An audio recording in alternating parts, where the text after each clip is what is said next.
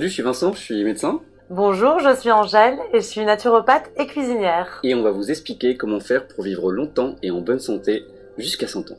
Très longtemps.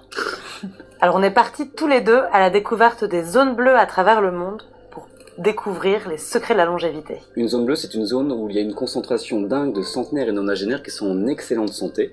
Il y en a 5 dans le monde, une au Costa Rica, une au Japon, une en Sardaigne, une en Grèce et également une en Californie aux États-Unis. Les scientifiques ont mis en avant 4 grands piliers qui seraient responsables de la longévité. Le premier, l'ADN, notre patrimoine génétique est responsable de notre longévité, de notre bonne santé à hauteur de 20%. C'est génial parce qu'en fait c'est très peu 20%, donc 80%, le reste, on est co-créateur de notre santé. C'est ce qu'on va appeler l'épigénétique, dans lequel on va retrouver l'activité physique, l'alimentation et le lien social.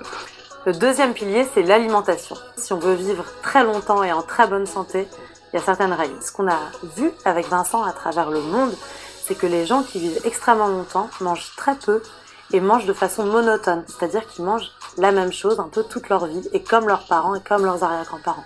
Donc en fait, ils ont un biotope, un système digestif qui est prêt à accueillir ces aliments et qui les digère extrêmement bien. Donc en fait, faire beaucoup de mélanges et manger de toutes les cultures tout au long de la journée, c'est pas forcément une bonne idée. Il va peut-être falloir un peu plus facilement s'orienter sur les produits biologiques sans pesticides. C'est une chose qui n'était pas une évidence pour moi avant de commencer le programme. J'avais l'impression que ça me demandait un effort d'aller chercher le rayon bio dans les magasins. Au final, c'est pas beaucoup plus cher d'aller manger bio. Et puis, on arrive à retrouver beaucoup de produits du quotidien avec estampillés bio. Tous les centenaires qu'on a croisés à travers le monde ont en commun d'avoir eu une alimentation déjà biologique, parce que ce sont des endroits où il n'y a pas de pesticides, mais surtout des produits simples, des produits qui ne sont pas industriels, qui sortent pas d'une usine, qui sortent pas d'un paquet. Ce ne sont que des produits qui sont locaux, qui viennent souvent de leur propre potager d'ailleurs, et qui sont bruts, qui cuisinent eux-mêmes dans leur cuisine, mais qui ne sont pas transformés, qui n'ont pas de liste d'ingrédients en fait. Et ça, ce serait un des secrets. Le troisième, l'activité physique. Il est recommandé de pratiquer 2h30 de sport, d'activité physique par semaine. Ces 2h30 pourront être découpées soit 5 fois 30 minutes dans la semaine, ou alors 2h30 en un seul coup. On a remarqué que dans toutes les zones bleues, les gens vivent dans des zones extrêmement isolées et extrêmement escarpées.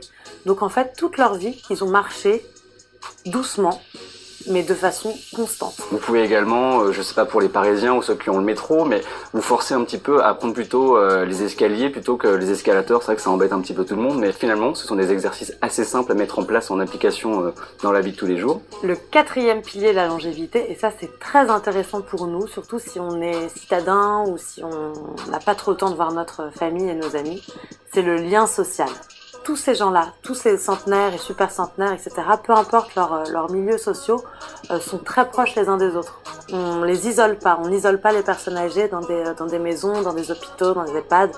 On reste avec eux, ils vivent dans la maison, ils font partie, ils ont un rôle social aussi. Ils s'occupent de la cuisine ou des petits-enfants ou du potager, enfin peu importe, mais ils ont une vraie mission. Ils sont vraiment au centre, ils restent dans leur famille et parfois il y a 4, même 5 générations qui vivent dans le même foyer. Je ne peux que vous recommander d'aimer vos familles, vos amis et vos parents, vos enfants.